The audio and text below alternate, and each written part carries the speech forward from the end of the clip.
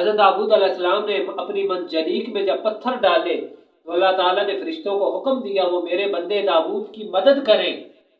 تو داؤد علیہ السلام نے منجنیق کو آگے کیا اور اللہ اکبر کی صدا بلند کرتے ہوئے آپ آگے بڑھے. اعوذ باللہ من الشیطان الرجیم بسم اللہ الرحمن الرحیم. فلما فصل طالوت بالجنود قال ان اللہ مبتلیکم بنہر فمن شرب منہ فلیس منی. صدق اللہ العظیم. ناظرین کرام، آپ کے سامنے قرآن مجید فرقان حمید کی آیت کریمہ کا کچھ حصہ تلاوت کرنے کا شرف حاصل ہوا. اس میں اللہ تعالیٰ نے طالوت اور جالوت کے قصہ کو بیان فرمایا. طالوت یہ ایمان والوں کا بادشاہ تھا. قوم عمالقہ کے ساتھ جہاد کے لیے اپنے لشکر کو لے کر بیت المقدس سے روانہ ہوا.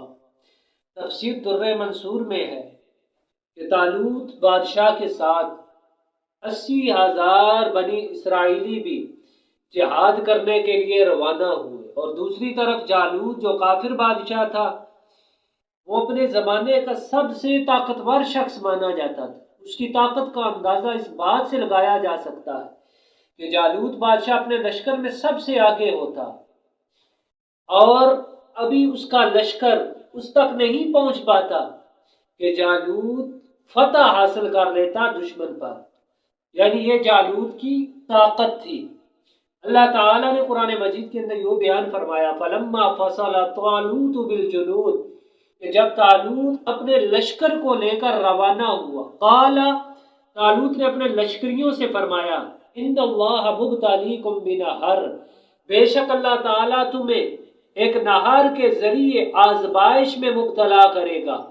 فمن شرب منہ، تو جو شخص اس نہر سے سیر ہو کر پانی پیے گا تو فلیس منی، وہ میرے طریقے پر نہیں ہوگا.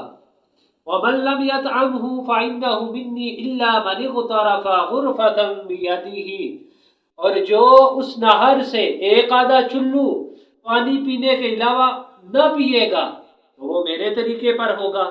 وشربوا منه إلا قليلا منهم، تو چند لوگوں کے علاوہ باقی سب نے اس نہر سے سیر ہو کر پانی پیا.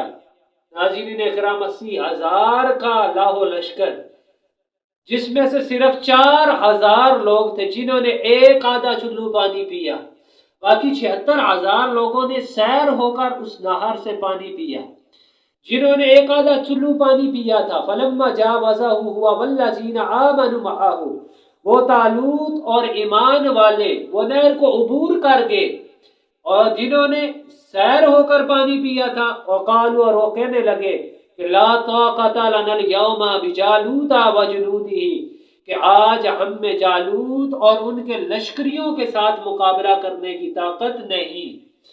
ناظرین کرام، وہ 4,000 لوگ جنہوں نے نہر کو عبور کیا، آگے جالوت اور ان کا لشکر جب انہیں دیکھا، کثیر تعداد میں وہ لشکری تھے، تو یہ لوگ بھی واپس آ گئے. یعنی 4,000 میں سے 3,687 لوگ واپس آ گئے. انہوں نے کہا کہ ہم ان کا مقابلہ نہیں کر سکتے، ان سے جہاد نہیں کر سکتے. باقی 313 لوگ بچے جتنے جنگ بدر میں نبی پاک صلی اللہ تعالی علیہ وآلہ وسلم کے ساتھ تھے، یعنی 313 اصحاب، اور 313 ہی طالوت بادشاہ کے ساتھ باقی رہے، اور جو باقی تھے وہ واپس آ گئے. ناظرین اکرام، جب دونوں لشکر آمنے سامنے ہوئے تو وہاں پر ایمان والوں نے بارگاہ الہی میں دعا کی، بڑی ہی جامع دعا جو اللہ تعالیٰ نے قرآن مجید کے اندر بیان فرمائی. انہوں نے عرض کی ربنا افرغ علینا صبرا، اے ہمارے رب ہم پر صبر انڈیل دے، وثبت اقدامنا، اور ہمیں ثابت قدم رکھ، وانصرنا علی القوم الکافرین، اور کافر قوم کے مقابلے میں ہماری مدد فرما. ناظرین اکرام، ایمان والوں نے یہ دعا فرمائی کیونکہ دعا بندہ مومن کا وہ واحد ہتھیار ہے جو کافروں کے پاس نہیں. دعا یہ ہتھیار ایمان والوں کے پاس ہے، مسلمانوں کے پاس ہے. جب انہوں نے دعا کی تو پھر اللہ تعالیٰ نے ایمان والوں کی مدد بھی فرمائی۔ اس وقت کے نبی حضرت شمویل علیہ السلام نے طالوت کو ایک زرہ دی اور انہوں نے فرمایا کہ جس شخص کے جسم پر یہ زرہ پوری آ جائے گی وہی شخص اللہ کے حکم سے جالوت کو قتل کر دے گا۔ تو وہ زرہ داؤد علیہ السلام کے جسم پر پوری آئی، اور طالوت کے منادی نے یہ ندا بھی کی تھی کہ جو شخص جالوت کو قتل کرے گا تو میں اپنی بیٹی کا نکاح اس شخص سے کر دوں گا اور اسے نصف سلطنت اور نصف مال بھی عطا کر دوں گا۔ حضرت داؤد علیہ السلام نے اپنی منجنیق میں جب پتھر ڈالے تو اللہ تعالیٰ نے فرشتوں کو حکم دیا وہ میرے بندے داؤد کی مدد کریں۔ تو داؤد علیہ السلام نے منجنیق کو آگے کیا اور اللہ اکبر کی صدا بلند کرتے ہوئے آپ آگے بڑھے تو جنوں انس کے علاوہ تمام فرشتوں حتیٰ کہ جو حاملین عرش تھے، عرش کو اٹھانے والے فرشتے تھے، انہوں نے بھی اللہ اکبر کی صدا لگائی۔ جب جالوت نے یہ ہر طرف سے اللہ اکبر کی زوردار گونجتی ہوئی آواز کو سنا تو وہ سمجھا کہ پوری دنیا نے مل کر اس پر حملہ کر دیا ہے۔ سخت قسم کی آندھی چلی، ہر طرف اندھیرا چھا گیا، جالوت بھی گر پڑا۔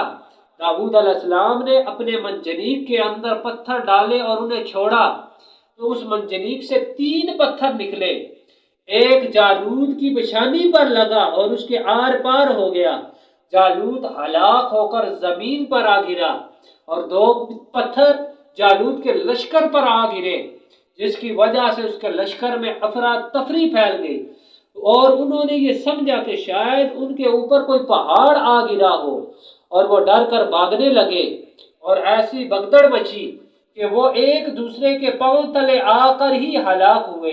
بہت سارے جالوت کے لشکری اس طرح ہلاک ہوئے تو اللہ تعالیٰ نے طالوت اور بنی اسرائیل کو فتح عطا فرمائی۔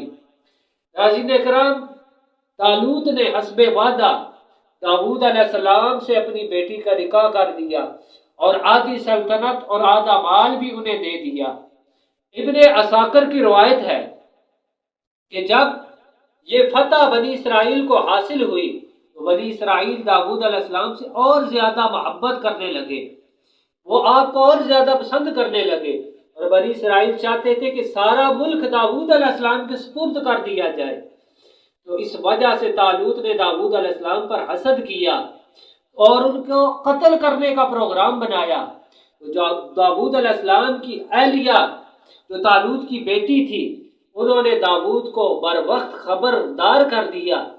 تو داؤد علیہ السلام کو جب معلوم ہوا تو پھر طالوت اور اس کے گھر والے داؤد علیہ السلام کی قتل کی سازش میں وہ قتل کر دیے گئے۔ اس طرح داؤد علیہ السلام کو اللہ تعالیٰ نے پورے ملک کا بادشاہ بنا دیا، اور اسی طرح سیدنا داؤد علیہ السلام کو اللہ تعالیٰ نے زبور عطا فرمائی اور پہاڑوں کو، پرندوں کو، دریاؤں کو آپ کے تابع کر دیا۔ جب آپ زبور کی تلاوت فرماتے، آپ اشارے چلتے ہوئے دریا، حتیٰ کہ پرندے بھی رک جاتے، وہ آپ کی تسبیح کو، آپ کی تلاوت کو سنتے۔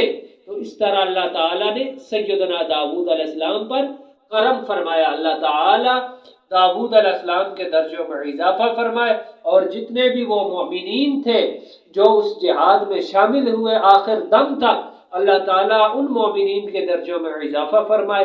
وآخر دعوانا ان الحمد للہ رب العالمین۔